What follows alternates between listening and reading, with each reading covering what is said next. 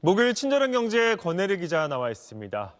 권 기자, 조금 전 뉴욕 김범주 특파원이 이 미국 금리 인하 소식 전해드렸죠. 네. 그런데 이 중국의 움직임도 요즘 심상치가 않다고요. 네, 미국 소식 들으셨으니까 친절한 경제에서는 요즘 심상치 않은 중국의 금리 얘기를 좀 해보겠습니다. 최근 한두 달 사이에 중국의 금리 떨어지는 속도가 빨라도 너무 빠릅니다. 시중에는 여러 가지 종류의 이자가 있죠. 대부업체의 높은 금리도 있고 도대체 붙는지 안 붙는지도 모르겠는 내예금 이자도 있는데요. 그중에서도 기본적인 금리, 대표적인 금리라고 하면 그 나라의 국채 금리를 봅니다. 네, 이를테면 만기가 10년인 미국의 국채 금리는 전 세계 금리 수준의 기준점이 되는 금리입니다. 그런데 이 만기 10년짜리 중국의 국채 금리가 올해 내내 특히 지난달 이후로 더욱 급격한 급락세를 보이면서 이제 역대 최저 금리를 기록했습니다. 1.7% 초반대. 중국 10년물 국채 금리로서 사상 최저 수준이기도 하지만요. 떨어지는 속도가 너무 빠른 게 더 큰 문제입니다. 이러다가 중국이 일본, 장기간 유지해오던 마이너스 금리를 최근에야 겨우 벗어난 일본만큼 금리가 낮아지는 것 아니냐는 얘기까지 벌써 나올 정도입니다.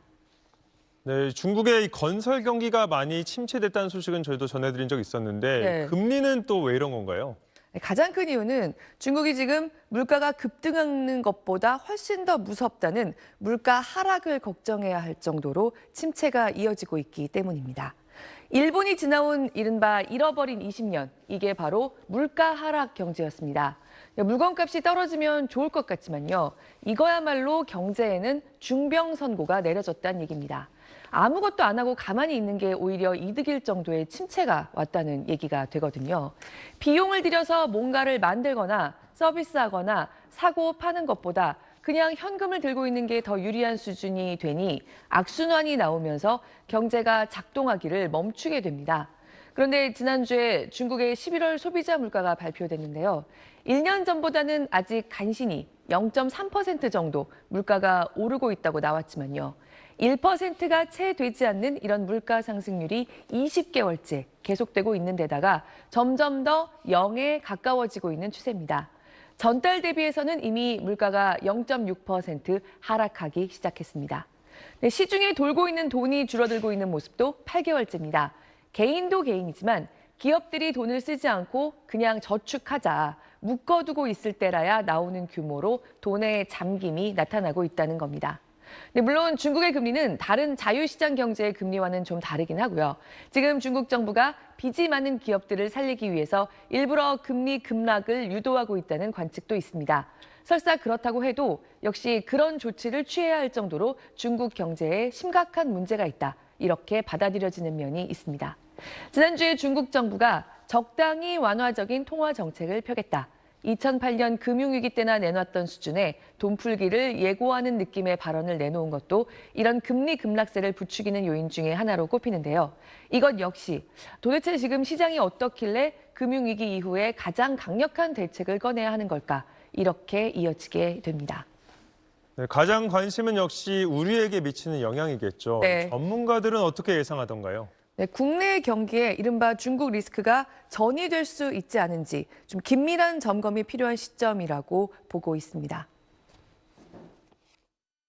중국이 계속 저렇게 안 좋으면 대중국 수입 회복이 안 될 거고요. 대미 수출도 막히고 대중 수출도 회복이 안 된다라고 하면 국내 수출 내년에 상반기에는 역성장 가능성도 있고 추경이 언제 될지도 모르고 또 실제 한다 하더라도 집행까지는 상당한 좀 시간이 걸릴 수밖에 없기 때문에 선제적으로 좀 금리를 1월이나 2월에 빨리 내릴 수밖에 없는 상황으로 좀 내몰릴 수도 있을 것 같습니다.